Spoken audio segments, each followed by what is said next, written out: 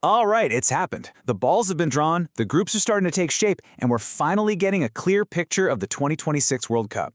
But this wasn't just any draw. Oh no, this was a whole spectacle filled with political heavy hitters, sports legends, and some huge surprises. So let's get into it and break down what this all really means.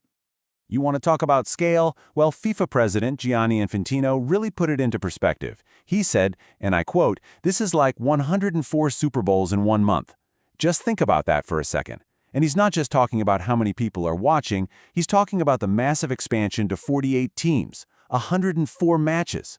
This is, without a doubt, going to be the biggest, most ambitious World Cup in history, period. So to kick things off, the draw started with, well, a pretty unusual mix of people up on stage. I mean, you had world leaders standing right next to sports icons. It was a combination that really had everybody talking. In this lineup, it was really making a statement. I mean, think about this for a second. You don't just have the leaders of the host nations, right? You have them sharing a stage with Lionel Scaloni, Argentina's World Cup winning coach. And then, as if that wasn't enough, to really hammer home North America's sporting power, they bring out absolute icons from other sports. We're talking Wayne Gretzky and Tom Brady. It was just such a clear signal of how massive this event is going to be. Okay, so with that incredible stage set, the first real order of business was to place the 3 host nations into their groups. Time to officially get the balls rolling. And right away, these first few balls set the whole foundation for the tournament. First up, Mexico. With all that incredible World Cup history, they're going to anchor Group A. Then you've got Canada, really looking to make their mark. They're headed to Group B.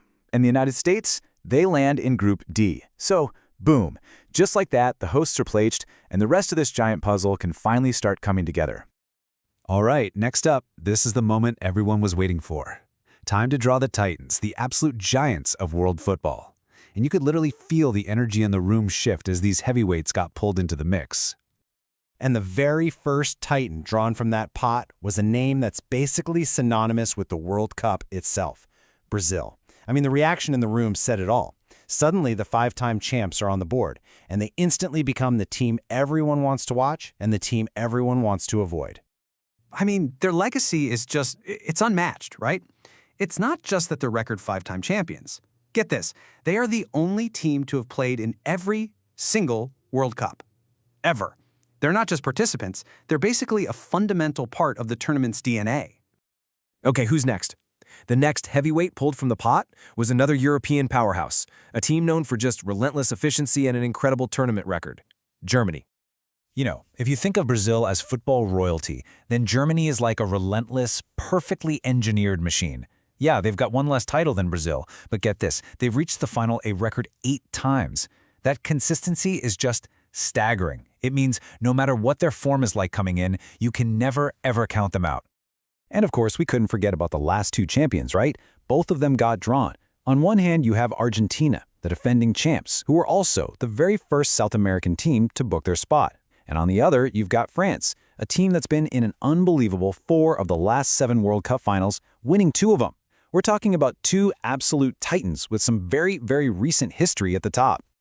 But hey, we all know the World Cup is never just about the former winners, is it? The draw also pulled out a handful of really interesting challengers and dark horses. The teams that have the talent and the pedigree to completely tear up the script.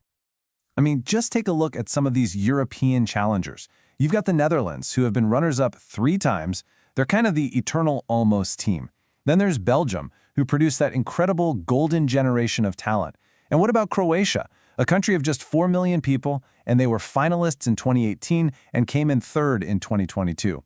It just goes to show, you absolutely do not need a past title to be a major threat right now.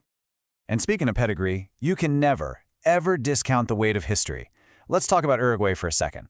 They didn't just win the World Cup. They hosted and won the very first one back in 1930. And just to prove it wasn't a fluke, they did it again in 1950. That kind of history, it gives them a unique aura that very few other nations have.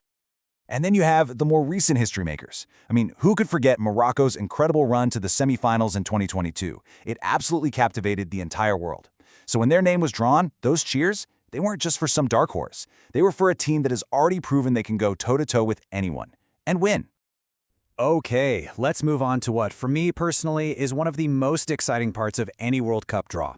The new faces, those long-awaited returns, and, of course, the incredible underdog stories.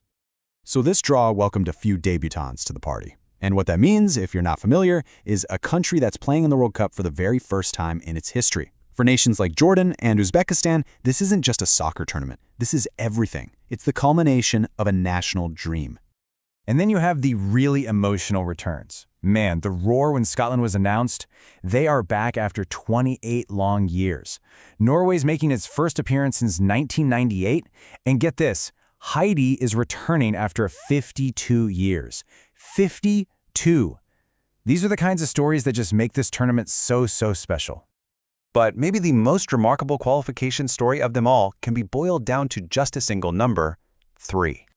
And that's because Cabo Verde is now the third smallest country by population to ever qualify for a World Cup. I mean, think about that. It's just a monumental achievement for that island nation. It's the perfect example of what makes this tournament the best in the world. Okay, so after all that drama, after seeing the legends and the newcomers get their spots, let's take a quick look at how the first few groups are actually stacking up, based on the teams that have been drawn so far. All right, let's take a look. In Group A, you've got host Mexico, and they've got a tough draw right off the bat with the super disciplined Korea Republic and a returning South Africa. Oof. Over in Group B, host Canada has to face a really tricky European side in Switzerland, plus the former hosts Qatar. But wow, all eyes have got to be on Group C. Just listen to this lineup. You've got the Titan Brazil, 2022's amazing surprise package Morocco, the long-awaited return of Haiti, and the passionate support of Scotland. That group already promises some serious fireworks. And you got to remember, this is just a fraction of the full picture. The rest of the groups are still being filled out. But with the Titans drawn, the newcomers ready to make their mark, and all those dark horses lurking in the shadows, the stage is officially set. Are we going to see a clash of giants? A true Cinderella story? A shocking early exit for a favorite? The only real question left is, which group is going to give us the most drama? I guess we'll all just have to wait and see in 2026. Audio Jungle.